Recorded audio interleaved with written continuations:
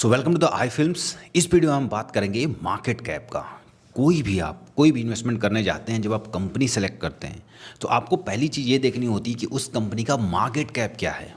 Market cap कितना important है देखने के लिए, ये हम आगे समझेंगे। अभी समझिए, तीन तरह के कैटेगरीज बने हुए हैं स्टॉक मार्केट में। जैसे पब्लिक में एक होता है लोअर क्लास, एक होता है मिडिल क्लास, एक होता है अपर क्लास। वैसे स्टॉक मार्केट में भी तीन तरह के क्लासेस बने हुए हैं। एक स्मॉल कैप हो गया, एक मिड कैप हो गया और एक हो गया लार्ज कैप। ठीक है। अब अगर इसमें थोड़ा सा और आप गहराई में जाएंगे तो एक दो सेक्टर और निकल आएंगे। लाइक एक हो गया कि स्मॉल कैप में माइक्रो स्मॉल कैप, और एकदम माइक्रो मतलब बिल्कुल 1 करोड़ की कोई कंपनी हो, 2 करोड़ की कंपनी हो। लेकिन अगर ऊपर ऊपर देखा जाए तो small cap, mid cap and large cap. ठीक है। अब ये देखना हमें क्यों ज़रूरी है, देखिए सपोज दो घर हैं। ठीक है। एक घर सीमेंट ईंटे से बना हुआ है, पिलर्स पे बना हुआ है। ठीक है। उसमें ब्रिक्स यूज़ हुए हैं, मतलब मजबूत, अच्छा हाई क्वालिटी का सरिया इस्तेमाल हुआ है। लाइक बहुत मजबूती, उसकी नींव बहुत अच्छी है, प्लेटफॉर्म बहुत अच्छा दिया गया है। और बगल में एक घर है जो पूस का है या कच्चा कोई मकान है, जिसकी जो ईंटों की जो जुड़ाई हुई है वो हुई है मिट्टी से। ठीक है। अगर एक कोई बंगला जो बहुत मजबूत है, उसको बनाने में कितना लगेगा, सपोज 1 करोड़ रुपए, वहीं एक कच्चा मकान बनाने में लगेगा 5 से 10 हज़ार या 20 हज़ार, 50 हज़ार मान लो। 1 करोड़ और 1 लाख मान लो, 50 हज़ार मान, 1 लाख मान लो आप। जब आंधी तूफान आएगा तो कौन सा मकान जो है गिरेगा, कौन सा मकान जो है हिलेगा, है ना। आंधी तूफान आएगा, जाहिर सी बात है जो कच्चा मकान है, या भूकंप आएगा। लाइक नेपाल में हमने देखा, वहाँ कच्चे मकान बहुत थे, भूकंप आया, नेपाल का आपने देखा क्या हाल हुआ था। कभी भी स्टॉक मार्केट में क्या भूकंप आता है? बिल्कुल आता है। कैसे आता है वो देखेंगे हम।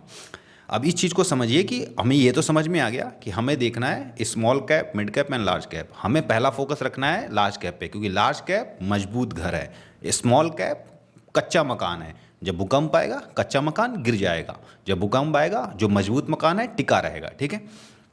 अब हम समझेंगे क्यों भूकंप कैसे आते हैं स्टॉक मार्केट में। स्टॉक मार्केट में भूकंप भी आते हैं, सुनामी भी आती है, और आंधी तूफान तो आते जाते रहते हैं हमेशा। स्टॉक मार्केट एक ऐसा प्लेटफॉर्म है जो कि ग्लोबल है, ये डोमेस्टिक नहीं है ना, या एक डिस्ट्रिक्ट तक सीमित नहीं है, एक राज्य तक सीमित नहीं है, एक देश तक सीमित नहीं है, ये एक ग्लोबल प्लेटफॉर्म है। आप कहेंगे इंडियन स्टॉक मार्केट और ये ग्लोबल प्लेटफॉर्म है, बिल्कुल। देखिए स्टॉक मार्केट में इतनी सुविधाएं दी जाती हैं कि कोई फॉरेन का बंदा भी इंडिया के स्टॉक में इन्वेस्टमेंट कर सकता है। ठीक वैसे ही फॉरेन के भी जो स्टॉक मार्केट एक्सचेंज है, वहाँ भी इंडिया के बंदे या किसी भी और देश के बंदे इन्वेस्टमेंट कर सकते हैं। लाइक डॉक्यूमेंटेशन वगैरह उसका प्रोसेस होता है, वो हम इस वीडियो में डिस्कस नहीं करेंगे। जब बाहर के लोग यहाँ इन्वेस्टमेंट कर सकते हैं, ठीक है, तो जब बाहर कुछ घटनाएं होती हैं तो इस मार्केट पे भी असर पड़ता है। लाइक जब यूक्रेन और रशिया का वॉर शुरू हुआ था, पूरे मीडिया पे हाहाकार मच गया था। ठीक है। मीडिया भी बहुत बड़ा रोल प्ले करती है स्टॉक मार्केट में सुनामी लाने के लिए, भी हम बात करेंगे। सुनामी, भूकंप, मीडिया बहुत बड़ा रोल प्ले करती है। ठीक है। जब यूक्रेन और रशिया का वॉर शुरू हुआ, मुझे पता था कि अगले दिन मार्केट गिरेगा। क्यों? क्योंकि वो एक ग्लोबल घटना है। क्योंकि देखिए क्या होता है कि स्टॉक मार्केट में सरकारों ने पैसा इन्वेस्टमेंट कर रखा होता है, विदेश की कंपनियां यहाँ की कंपनियों में इन्वेस्टमेंट कर रखी होती है। लाइक आपने अभी न्यूज़ देखा होगा, थोड़ा सा आपको सुनने में आएगा कि बहुत पहले फेसबुक ने जियो में 5,000 करोड़ का इन्वेस्टमेंट कर रखा था। ठीक है। ऐसे स्टॉक मार्केट हमेशा ग्लोबल होता है। कोई भी ग्लोबल स्टेज पे कोई घटना होती है, सपोज जैसे कि वॉर हो गया, या कोई कंट्री आके कह दिया कि अब हम इस देश में स्टील नहीं देंगे। लाइक एक ऐसी घटना हुई थी, चाइना ने आके बोला था कि हम अब कंट्रोल वे में भेजेंगे स्टील इंडिया में। उस टाइम टाटा स्टील के शेयर गिर गए थे, लाइक 2-2.5 साल पहले की बात है। तो ये चीज़ें इफेक्ट होती हैं, क्योंकि ये पूरा जो बिजनेस वर्ल्ड है एक ग्लोबल है, एक दूसरे से कनेक्टेड है।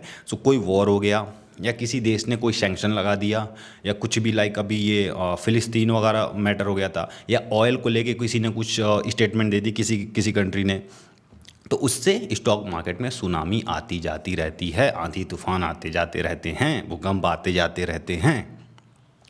अब आपको क्या समझ में आया कि जब भूकंप आएगा तो लार्ज कैप टिके रहेंगे। लाइक लार्ज कैप में अगर होगा, लाइक अगर आप यूँ समझ लें कि कोई बहुत मजबूत घर है, ऊपर टीन शेड वगैरह तो लगे रहते हैं ना, तो आंधी तूफान में टीन शेड वगैरह चले जाते हैं। बाकी जो 99% घर जो होता है बिल्कुल सेफ रहता है। ठीक है। ठीक वही कॉन्सेप्ट यहाँ यूज होगा। कोई भी ऐसी ग्लोबल घटना होती है ग्लोबल स्टेज पे, तो स्टॉक मार्केट में आंधी तूफान सुनामी आएंगे और जो लार्ज कैप कंपनीज हैं उनके पास टीन शेड वगैरह उड़ के रह जाएंगे और जो स्मॉल कैप है या माइक्रो स्मॉल कैप है उनका वजूद खत्म हो जाएगा।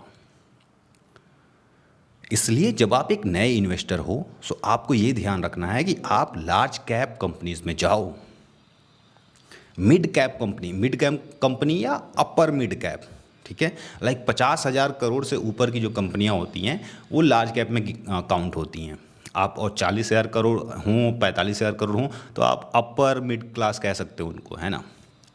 सो आपको हमेशा ये फोकस करना है। और by the way, stock market में आने के बाद सबसे बड़ा बदलाव आप ये देखेंगे कि जो नंबर्स लाइक 1,00,000 करोड़, 2,00,000 करोड़, जो आप अपने ख्वाब में कभी सोचे नहीं होंगे कि ये नंबर किसी के पास एग्जिस्ट करते होंगे, वो एक्चुअली में हैं। आप रोज़ देखोगे कि 100 कंपनियां खोलोगे, पता चलेगा किसी का मार्केट कैप 4,00,000 करोड़ है, किसी का मार्केट कैप 5,00,000 करोड़ है, किसी का 10-10 लाख करोड़ तक की मार्केट कैप के साथ कंपनियां हैं। TCS 10 लाख करोड़ से ऊपर का मार्केट कैप है उनका। बजाज फाइनेंस 4,00,000 करोड़, NTPC 3 लाख करोड़ के आसपास। और भी बहुत सारी ऐसी कंपनियां होंगी जो लाख करोड़ में बात करती हैं। एशियन पेंट लाख करोड़ से ऊपर की है। अब एक और वीडियो हम बनाएंगे जिसमें हम समझेंगे कि क्या लार्ज कैप कंपनियां जो हैं बिल्कुल ख़त्म नहीं होती या वो हमेशा सेफ रहती हैं। अभी एग्जांपल के लिए 2 नाम बता रहा हूं मैं आपको, यस बैंक और पेटीएम। ये दोनों कंपनीज भी लार्ज कैप हुआ करती थी, लाइक 1,00,000 करोड़ से ऊपर का मार्केट कैप रखती थी। पेटीएम जब अभी लिस्ट हुआ, पेटीएम को तो आए हुए 1-1.5 साल ही हुए बस।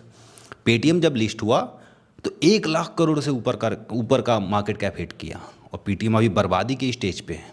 एक 4 गुना 80% के आसपास उसका शेयर क्रैश हो चुका है। सो लार्ज कैप कंपनियों में भी इस तरह की चीज़ें होती हैं, बट कितनी होती हैं?